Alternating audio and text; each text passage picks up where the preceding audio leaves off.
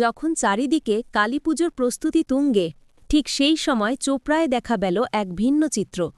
কালীপুজোর রেশ কাটতে না কাটতেই হাপতিয়াগজ গ্রাম পঞ্চায়েতের আমবাড়ি এলাকায় শুরু হয়েছে শতাব্দী প্রাচীন অকাল দুর্গাপুজো ঘিরে প্রস্তুতি।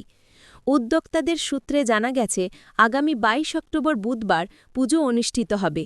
এই পুজোকে কেন্দ্র করে দুদিনব্যাপী গান ও মেলার আয়োজন করা হয়েছে। অকাল দুর্গাপুজো ঘিরে প্রতি বছরই মেতে ওঠেন আমবাড়ি, হরিনাথগঞ্জ, খেলিবাড়ি সহ বিভিন্ন এলাকার মানুষ। পুরনো প্রথা মেনেই কালীপুজোর পর গোবর্ধন পুজোর দিনে এই অকাল দুর্গাপুজো অনুষ্ঠিত হয়। এলাকার চারপাশে চা বাগানের এক প্রান্তে স্থায়ী মন্দিরটিতে সিংহবাহিনী দুর্গার সঙ্গে কার্তিক, গণেশ, লক্ষ্মী ও সরস্বতীর পুজো হয়। স্থায়ী মন্দিরে মা দুর্গার পাশাপাশি ৬৪ দেবদেবীরও পুজো করা হয়। এলাকার মানুষের বিশ্বাস, এখানকার মন্দিরটি বেশ জাগ্রত, তাই অনেকে মায়ের কাছে মানত করেন। এই মেলার এক বিশেষ আকর্ষণ হল বাগচাবা ফল।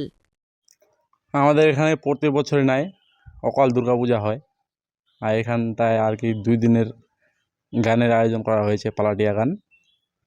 আর এখানটায় আমাদের ওই বাগচাবা আলু খাওয়ার জন্য সবাই আগ্রহী, সবাই আসে আর কি।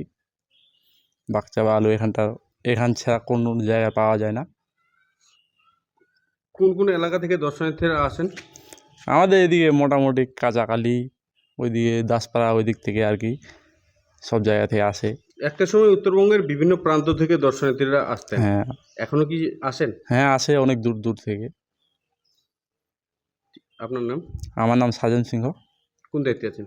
আমি প্রেসিডেন্ট। ঠিক। আমার নাম অশোক কুমার সিংহ, কোন দায়িত্বে আছেন? আমি আছি সেক্রেটারি, কেশিয়ার।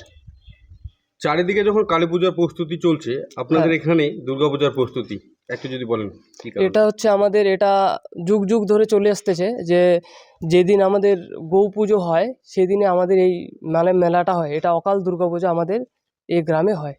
পুজো কি কি আয়োজন থাকছে? পুজোর মধ্যে রয়েছে আমাদের ফার্স্টে তো সকালবেলা ডেলা হচ্ছে, তারপরে রাত্রিতে আবার গান হচ্ছে, তারপরে দিনের বেলা গান হচ্ছে পালাটিয়া গান। পুজো কবে অনুষ্ঠিত হবে? পুজো হবে আমাদের 22 তারিখ আর 23 তারিখ। পুজো ঘিরে 2 দিনের মেলা এবং পালাটিয়া গানের আয়োজন করা হয়। হ্যাঁ হ্যাঁ। কোথায় জায়গাটা? এটা জায়গা হচ্ছে আমবাড়ি, হসপিটা আমবাড়ি। কি বলবেন দর্শনার্থীদের জন্য? দর্শনার্থীদের বলবো আপনারা সবাই আসবেন আমাদের মেলায়।